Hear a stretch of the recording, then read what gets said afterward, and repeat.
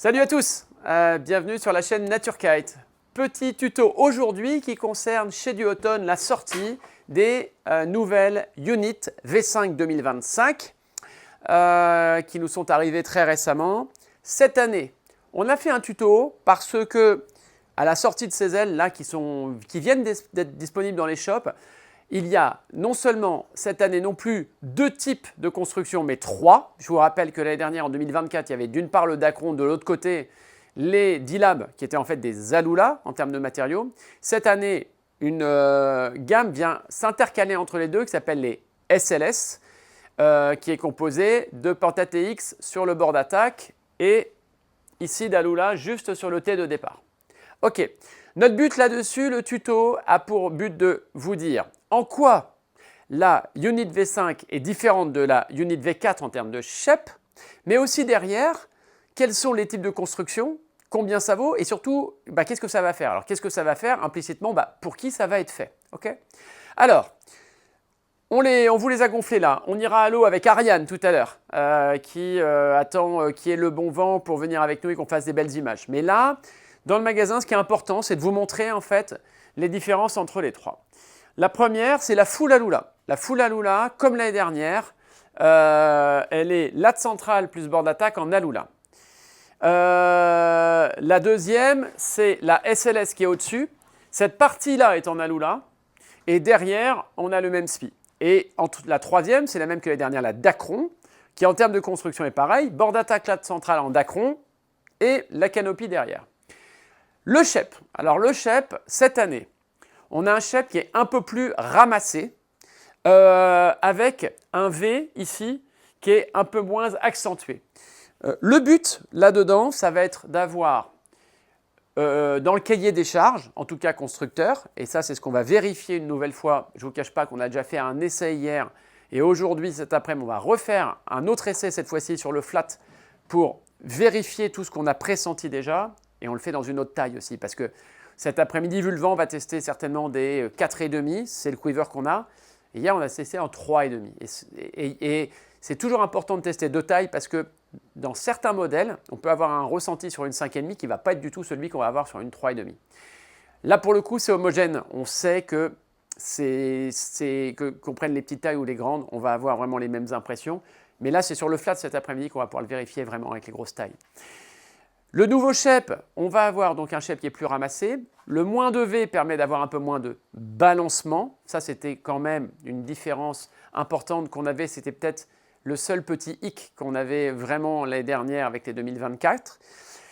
On a des matériaux qui sont vraiment différents parce que je vous montre, sur le SPI, déjà, quelle que soit en fait l'aile qu'on va prendre, le SPI ici, l'année dernière, cette partie-là, c'était du mode 3. Le mode 3, c'était un 3 fils de fil, ici, propre à Duotone, qui s'était servi de ce matériau-là, de façon à ce qu'on ait une très bonne durabilité, pas d'élasticité, donc forcément de la rigidité. Et ça permettait de travailler un petit peu le SHEP. D'avoir un SHEP, en fait, qui allait être plus évolutif. Parce que dans la façon de positionner les lèzes, et parce que ce tissu-là n'était pas élastique, on pouvait se permettre des SHEP qu'on n'avait pas en 2023. Cette année, on a gardé en fait ici la même chose là, à la différence près que ce mode 3. Alors, il a fallu le rebaptiser parce qu'il est différent. Il s'appelle le mode 3S. Les carrés sont un tout petit peu plus serrés. Les fils, ici, c'est du 3 lignes de lignes, qui ressemble un peu à un Technoforce D2, mais qui est beaucoup plus rigide. Et là, par contre, ce qui a changé cette année, c'est qu'au-dessus, c'est-à-dire de cette laisse-là jusqu'au bord de fuite, on est passé en nano ripstop. Un petit peu comme a choisi de le faire aussi F1 quand ils ont sorti leur strike. L'intérêt de ça, il y a plusieurs intérêts. Le but a été de dire, ici, c'est là qu'on prend le maximum de charge au niveau du fourreau, derrière le bord d'attaque, au moment où l'aile se met en pression. C'est là-dessus qu'on a le creux et c'est là-dessus que ça va tirer et déformer le tissu. En revanche, on sait que de là à là, on a quand même beaucoup moins de pression.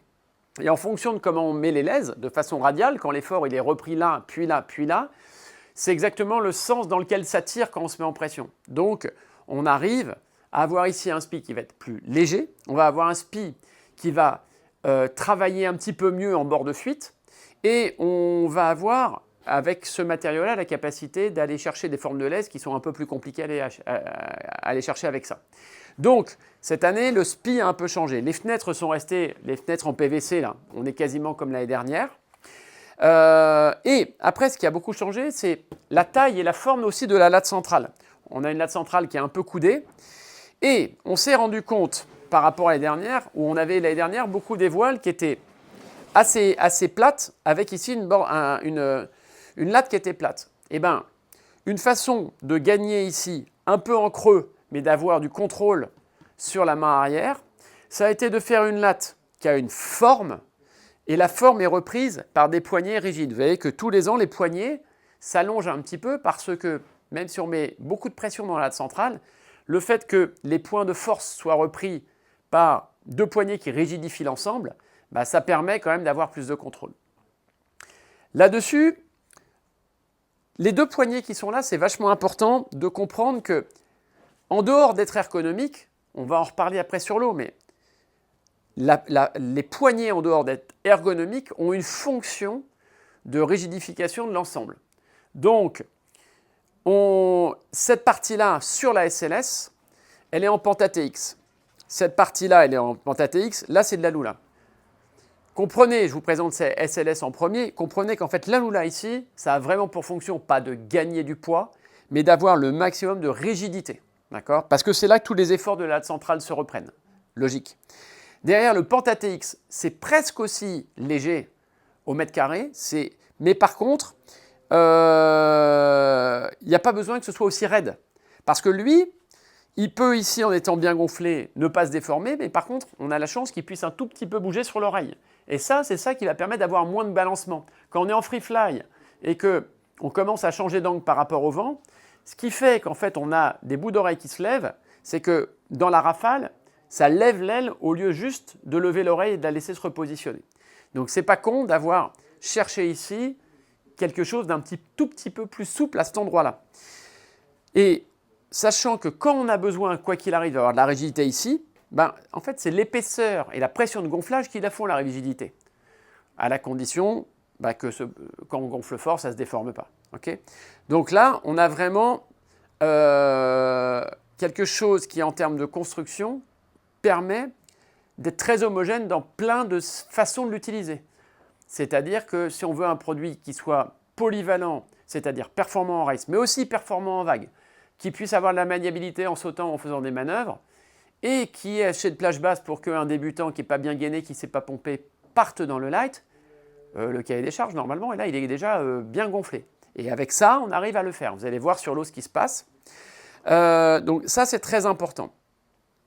Pourquoi en fait je vous parle des poignets ? Parce que le côté ergonomique fait que d'abord, il n'y a plus d'angle. Donc ça, c'est cool, mais il n'y a plus d'angle à l'extérieur qui peuvent blesser la planche, mais il n'y a plus d'angle à l'intérieur, ce qui fait que ici, là, je vais avoir mes mains, quand je suis en bout de poignet, je n'ai pas mes mains qui sont dans un angle et qui viennent se faire compresser. C'est hyper ergonomique.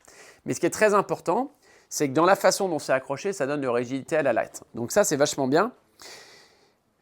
Tous les gens là, à qui on les a montrés, à qui on a pu les faire tester, ont vu des grosses différences entre les poignets et le wish. Alors, je vous montre le wish. Le wish, c'est important de comprendre. Il est là. Ce wish là, lui, il peut reprendre cette année. On a 4 plugs. Donc, en fait, on peut tout à fait venir le mettre ici, à la place de mes 2 poignets. Bon, finalement, on se dirait ça ne va pas changer grand-chose, puisque, en fait, ici, quand on vire les 2 poignets, c'est livré avec 2 petits plugs en duratane là, qu'on vient mettre dans l'insert des vis. Comme ça, il n'y a pas de... ça fait bien fini, on n'en parle plus. Mais, vous voyez bien qu'il y a un truc super important. Si je vous la mets de profil, là, j'ai un angle. Là, je suis tout droit. Donc, tout de suite, quand on a fait essayer, et en wish, et en poignet, qu'est-ce qui s'est passé ? Ça va vous aider à décider. Parce qu'avant, je vous dirais que c'était un peu compliqué, parce que d'abord, un wish, il fallait le démonter. Un wish, il fallait, on ne pouvait pas le ranger, l'aile montée avec le wish dessus, dans le sac. Ça ne marchait pas.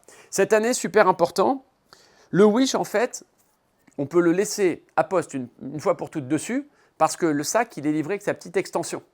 La petite extension, je crois que j'en ai un là, je vais vous montrer. Voilà, la petite extension, c'est ici, là. ça fait que, ici, tac, on a l'extension qui fait qu'on rentre l'aile avec le wish dedans. Pas mal.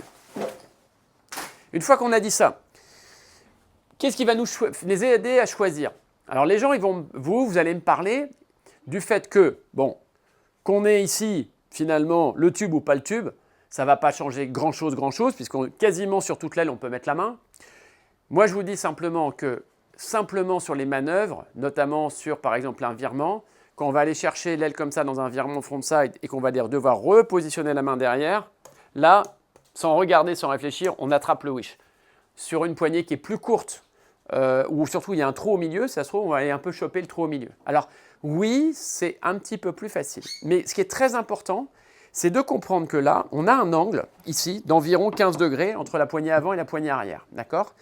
Donc, non seulement on ne va pas avoir la même préemption sur l'aile, c'est-à-dire pas la même prise, mais on va infliger des contraintes dynamiques à l'aile qui ne sont pas les mêmes. Et ça va vous en faire, et je pense qu'il n'y a pas grand monde qui communique là-dessus, mais c'est important parce qu'on a tous vu la différence, ça va vous faire une aile qui ne va pas faire bien les mêmes choses. Pour vous éclairer, donc, là, vous voyez, il y a de l'angle. Déjà, première chose, quelqu'un de très grand, quelqu'un qui va avoir 2 mètres d'envergure, lui, en fait, il va être comme ça. Et c'est pas grave parce qu'en fait, il va avoir beaucoup d'envergure, donc même s'il est là, en fait, il peut avoir de la force ici. Mais quelqu'un qui est plus petit, qui va mettre les mains plus serrées, il va peut-être avoir besoin, pour avoir plus de force, d'avoir un peu d'angle. Ici, c'est comme quand on fait un squat. Si j'ai les genoux, j'ai les 2 jambes qui sont parfaitement parallèles, j'ai beaucoup moins de force que quand j'ouvre un tout petit peu les doigts de pied vers l'extérieur. Avec les mains, c'est la même chose. Là, si je dois tirer quelque chose de très lourd, je vais faire comme ça. Là, j'ai de la force. Par contre, si je dois ouvrir les coudes vers l'extérieur et garder les mains parallèles, j'en aurai moins ici. Moins que si je peux ramener ici. Bien sûr, ce n'est pas les mêmes muscles qui vont travailler.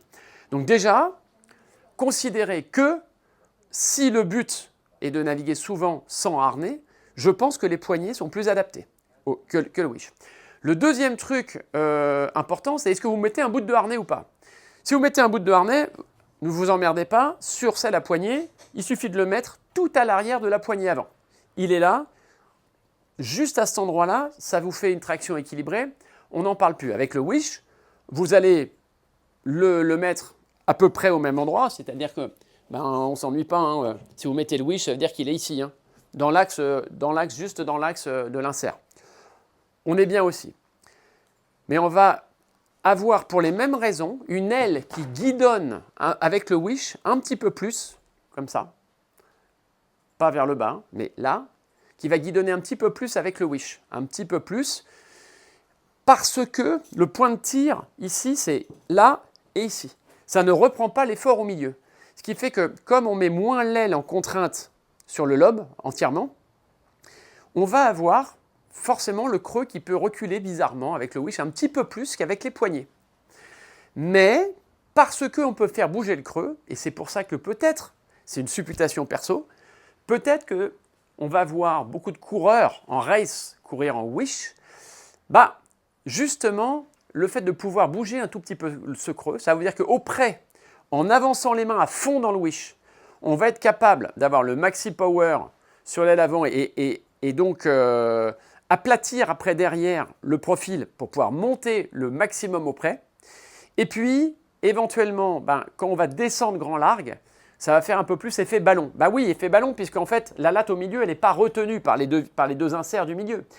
Donc forcément, le lobe global de l'aile peut être un peu plus grand. Ça veut dire qu'on peut exagérer un petit peu sur les angles, un peu plus qu'avec des poignets. Mais il va falloir ça bien le gérer parce que ça vous procure un tout petit peu d'instabilité sur le piston là. Voilà. Donc, je vous le dis parce que ça a été ressenti, mais personne ne le formule comme ça. Et à force d'écouter tous ceux qui nous ont aidés à tester, oui, il en ressort ça. Juste un truc pour finir, toutes les tailles de 6,50 m dans les units jusqu'à 3,50 m comprises sont livrables avec un wish ou avec 2 poignées en taille L. En revanche, 3 mètres et 2,5 sont livrés avec une taille M. D'accord? Voilà. Bon, après, moi, ce que je vous conseille, c'est comme c'est quand même à visser, etc., laissez en permanence soit votre wish, soit les poignées sur l'aile. Vous n'avez pas à chaque fois tout démonter. En réalité, c'est que c'est un cauchemar. Il y a des vis et tout. à un moment, vos vis vont être oxydées, vous allez foirer la tête de vis à force de les démonter. Non, vraiment acheter, ça ne coûte pas très cher. Cette partie a ces 2 poignées carbone et le Wish carbone, mais elles sont vendues exprès sans Wish et sans Leash pour que vous puissiez choisir le truc. Mais ce n'est pas une option. Je pense qu'il faut vraiment acheter les poignées ou le Wish pour chacun. Voilà. Nous voici du coup à la plage. On est là côté Almanar. On a une vingtaine de nœuds. À plan d'eau plat, on est offshore, ça va permettre de pouvoir filmer, mais surtout, on va être sur du flat. Donc on va pouvoir vraiment, sans se soucier de la déformation du plan d'eau, comprendre ce qui se passe avec les ailes. Comme d'habitude, là, donc on a de nouveau les 3 units. On a donc celle en Dacron. Donc elle existe en rose et en jaune. On a la première ici. Celle du dessous, comme on l'a vu tout à l'heure, c'est bien la SLS. Donc qui est latte centrale plus bord d'attaque en Penta-TX. Et ce fameux T ici, là, qui est en Alula. Et puis, on a la full Alula en dessous. On va pouvoir donc comparer ça sur l'eau et comme d'habitude avec Ariane qui est là. Merci d'Ariane d'être avec nous. Ariane, je le rappelle, qui est entraîneur de l'équipe de France de kitefoil, mais qui fait du wingfoil à vraiment très bon niveau. Si elle se laissait aller, elle irait courir et mettre une branlée à ceux qui veulent. Mais là, elle est avec nous pour le test. C'est intéressant parce qu'elle a vraiment, elle, un feeling précis de ce qui se passe et elle comprend quand il se passe quelque chose dans l'action qu'on fait sur l'eau. Elle arrive à déceler pourquoi. Est-ce que c'est le chef de l'aile? Est-ce que ce sont les matériaux? Est-ce qu'il y a des moyens d'aller tirer le meilleur profit de ce que l'aile a en plus des autres ou contrer les petits défauts qu'elle pourrait avoir par rapport aux autres? Donc c'est pour ça qu'Ariane est avec nous. Comme d'habitude, donc ce qu'on va faire sur place, là, c'est qu'on va aller faire à peu près tous les deux les mêmes types de manœuvres. Le but n'est pas d'aller envoyer des trucs. Le but, c'est de se mettre dans la peau du pratiquant lambda et d'envoyer ce que tout le monde fait. Donc, on va faire une petite partie manœuvre sur le flat. On va avoir une partie, on va essayer d'accélérer fort aux différentes allures, au près, au large, voir un petit peu comment réagit l'aile. La vitesse max au travers. Et puis, on va aller regarder après quand même aussi ce que ça va donner en vague. Ça veut dire que là, il n'y a pas les vagues, mais en fait, on s'en fout. On peut tout à fait derrière se mettre en free fly et commencer à faire des grandes courbes. Et parce qu'on va changer notre angle par rapport au vent, on va voir si l'aile a du balancement. Parce que ça, finalement, pour beaucoup d'entre nous, c'est important. Et enfin, on fera 2 sauts de canard, comme vous faites aussi, pour aller voir le comportement de l'aile dans ce domaine-là. Voilà. Et ben on va y aller. Vous remarquerez juste un truc, une précision. On a essayé donc la D-Lab V5 2025 Full Alula, en dessous, hier. On voit très bien, on va vous en parler là après, on voit très bien ce qui est fait par rapport à la SLS. Mais toujours, ce qui est important dans les tests, c'est de reprendre celle de l'année dernière, donc la 2024, qu'on a mise là aussi, parce qu'on va pouvoir voir la différence qu'il y a dans l'évolution du shape et ce que ça amène. Je ne vous cache pas qu'en fait, les nouveaux matériaux permettent des nouvelles lèses, des nouveaux shapes, des nouvelles sections de bord d'attaque et de latte centrale, et que ça amène, alors que l'aile, finalement, elle a à peu près les mêmes matériaux que l'année dernière, des gros changements. On va aller voir ça sur la flotte tout de suite. On y va, Ariane? Let's go! C'est parti. Alors, Ariane, c'est parti. Donc là, tu pars avec la D-Lab de l'année dernière, donc au shape de l'année dernière, et après, tu seras à la SLS, puis la Dacron. C'est parti, mon kiki. C'est parti!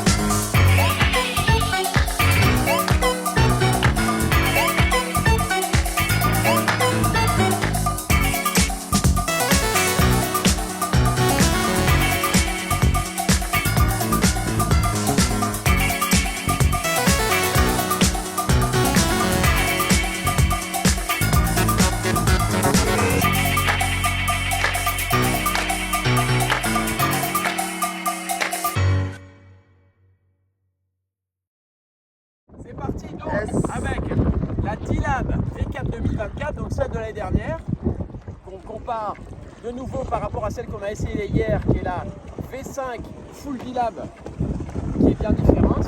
Je pars avec ça, puis après j'ai la SLS, puis la Dacron. C'est parti.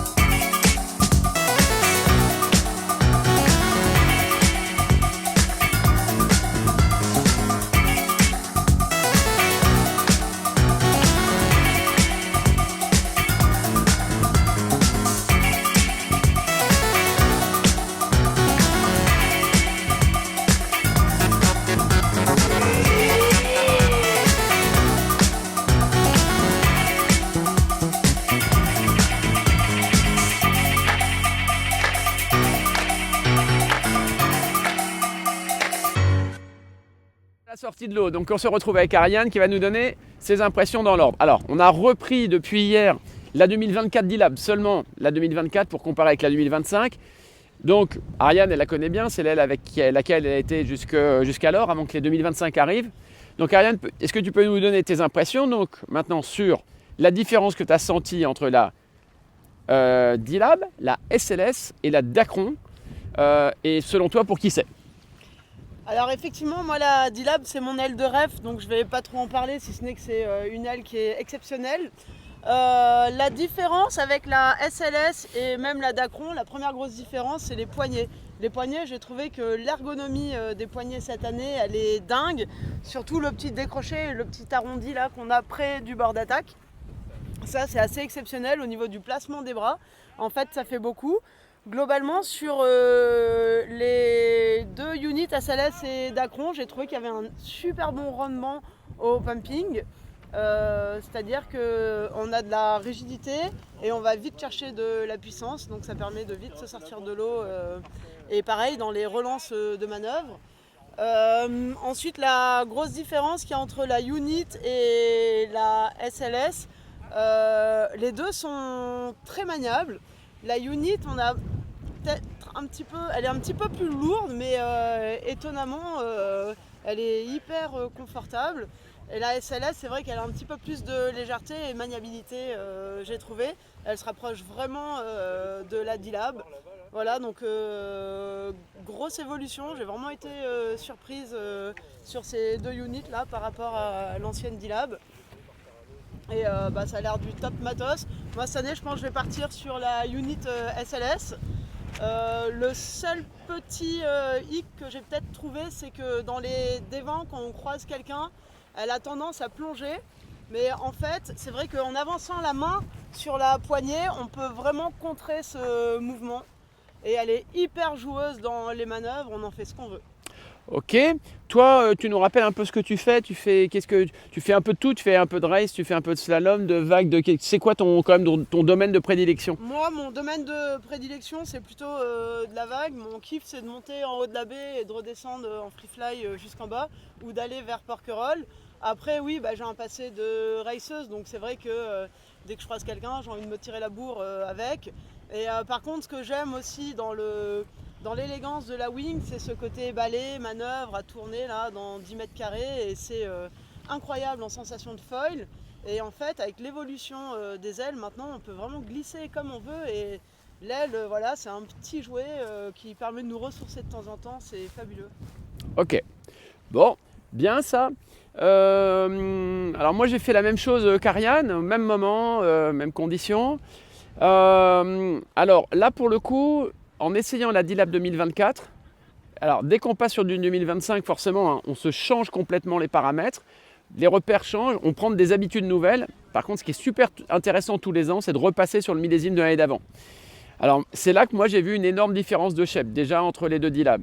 Les deux D-Lab sont fabriqués à peu près dans les mêmes matériaux, à la différence près que cette année, comme on l'a dit, il y a du nano-ripstop là, sur toute la partie 2/3 bord de fuite de l'aile et le tiers avant c'est du mode 3.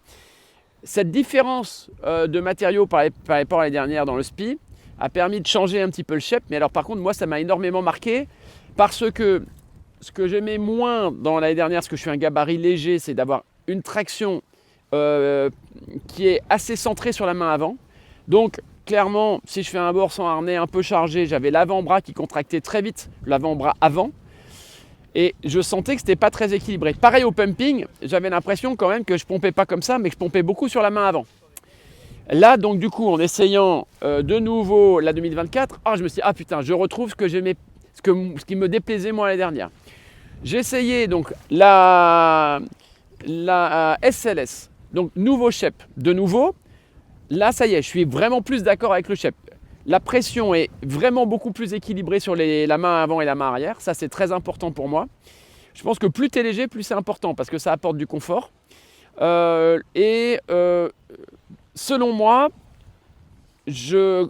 entre la Full D-Lab et la SLS, je pense qu'en fait, c'est le shape qui a fait le boulot avec ce nouveau SPI mieux répartie entre le nano ripstop et le mode 3 qui a fait le boulot. Mais du coup, alors que sur la balance, la D-Lab full est plus légère, quand je les mets en l'air, qu'elles tiennent dans mes bras, je ne vois plus la différence de poids du tout. Alors qu'il y a quand même 700-800 grammes sur une base de 4,50 m sur la balance.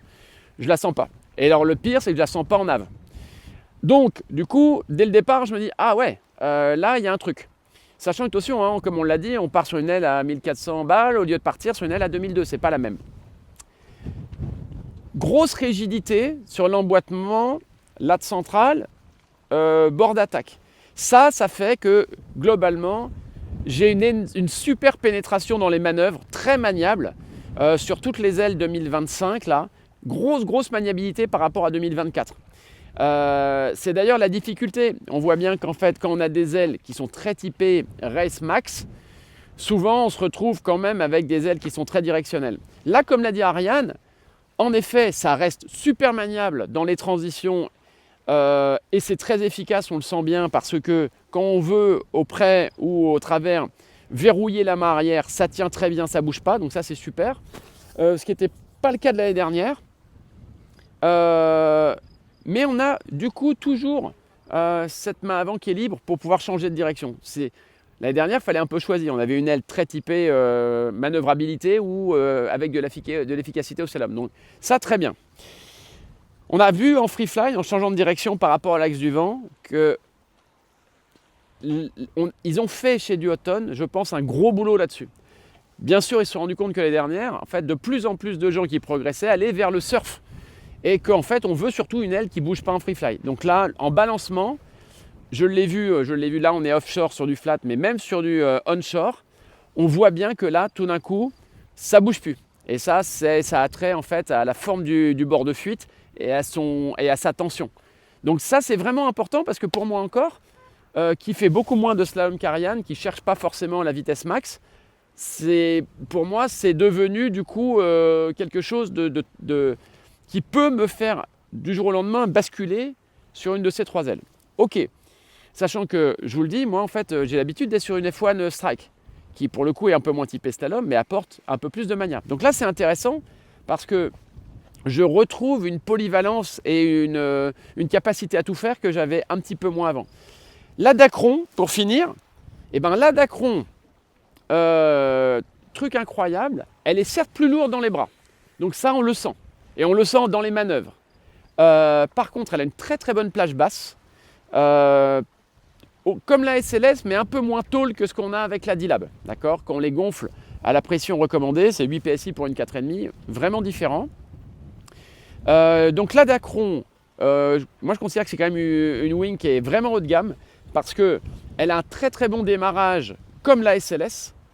Elle a une très bonne maniabilité, avec un free fly vraiment sans balancement. Mais par contre, on va devoir l'emmener un peu plus fort et à la relance, on va devoir être un petit peu plus incisif dans les mouvements parce qu'elle est plus lourde. Donc quand on s'habitue au luxe d'avoir en fait du Penta TX avec la SLS et un peu d'Alola ici, on a la rigidité mais on a surtout aussi la manœuvrabilité parce que c'est moins lourd, donc on la balance dans tous les sens. La Dacron est juste un peu plus lourde. Mais par contre, du confort dans les manœuvres. Voilà. Mais par contre, en propriété dynamique, par rapport à l'année dernière, il y avait un gap entre une D-Lab et une Dacron. Et bien cette année, alors qu'on dit qu'il y a pour nous quasiment pas d'écart entre une D-Lab et une SLS, et ben je vous dis aussi qu'il y a peu d'écart en propriété dynamique entre une SLS et une Dacron. Donc ça reste des ailes perf. Donc c'est ça qui est bien. En revanche, ouais, moins de mania parce qu'un peu plus lourd. Donc il faut envoyer un peu plus les bras. Voilà. On reviendra vers vous dans un temps futur sur d'autres tutos concernant l'évolution du matos Wing 2025. Pas mal de choses arrivent, notamment des très hauts ratios, on vous en parlera. Entre les deux, si vous voulez avoir un peu plus de détails, vous pouvez nous appeler sur la Link Shop au 04 94 21 97 57 chez NatureKite. Et vous pouvez demander à parler à Ariane, Jérôme, Hubert, on est tous là. Ariane, elle est un peu moins dispo parce qu'elle a au moins 2 jobs devant elle. Mais en tout cas, on se fera un plaisir de vraiment vous indiquer pour votre pratique, votre gabarit. Et surtout, n'oubliez pas, ce que vous avez sous les pieds, board et foil, quel est selon nous le meilleur choix. On peut venir tester ça au shop comme d'hab. Donc on a dans 2 tailles, on a la Dacron, la SLS et la Lula. Donc venez l'essayer si vous voulez, avec plaisir, et on vous fera essayer le modèle avec les 2 poignées et le modèle avec le Wish. Cette année, il n'y a pas un gap énorme entre les deux. Voilà, on vous attend quand vous voulez, n'hésitez pas. À bientôt les copains.